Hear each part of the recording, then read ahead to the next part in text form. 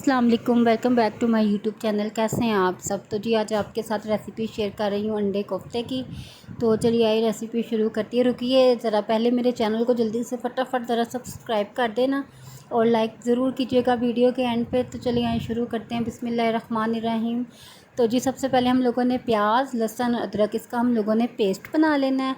और ये मैंने थोड़ी सी खशखाश ली है, इसमें थोड़े से मैंने डाले हैं बादाम और चने, इनका मैंने पाउडर बना लिया है। तो ये हम लोग जो है ना कीमे में डालेंगे। मैंने ना ये बीफ का कीमा लिया, आज बीफ के हम लोग कोफ्ते बनाएंगे।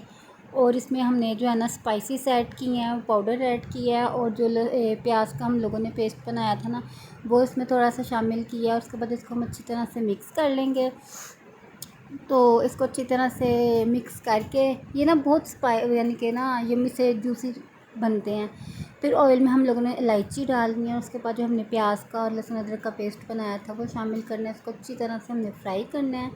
फ्राई करके हम इसमें स्पाइसेस ऐड कर देंगे। स्पाइसेस वही हैं गरम मसाला पाउडर, सूखा धनिया पाउडर, हल्दी पाउडर, लाल मिर्च पाउडर, हस्ब ज़रूरत नमक। और ये देखें कितने मज़े का ना मसाला तैयार हो गया। फिर हमने इसमें दही शामिल किया है। फिर इसको अच्छी तरह से मिक्स कर लेंगे। थोड़ा सा और दही डाला है इसमें हमने। और उसके बाद यहाँ पे हम लोग कोफ्ते तैयार कर रहे हैं।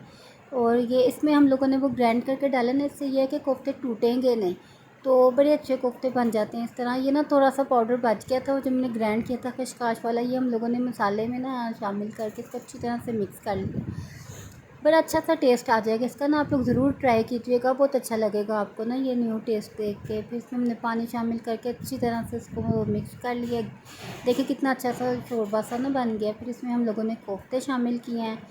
और फिर हम इसको जो है ना ढक देंगे कवर करके, पकते रहेंगे। थोड़े से पक जाए, देखें जितना हमने शोरबा रखना था उतना रख के। फिर इसमें मैंने ये साबुत हरी मिर्चें शामिल किए हैं कट लगा के।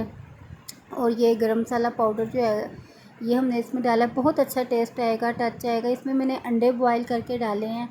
तो आप लोगों को अगर मेरी रेसिपी पसंद आए तो प्लीज़ इसको ज़रूर लाइक कीजिएगा, शेयर कीजिएगा, कमेंट कीजिएगा और अपनी दुआओं में याद रखिएगा।